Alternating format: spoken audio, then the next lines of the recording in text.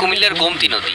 গোমতী ছাড়াও কাকরি, পাগলি ও সালদা নদী দিয়ে ভারত থেকে পানি আসা অব্যাহত থাকায় তৈরি হয়েছে এমন পরিস্থিতি।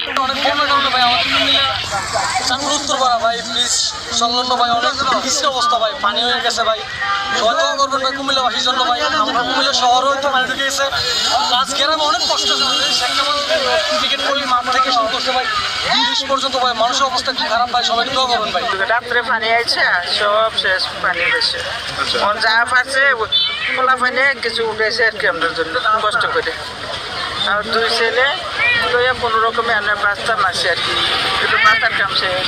এমন পরিস্থিতিতে আতঙ্কে সময় পার করছেন নদী তীরবর্তী মানুষ সহ স্থানীয় বাসিন্দারা। তারা বলছেন গত এক যুগের মধ্যে এত পানি দেখেননি তারা।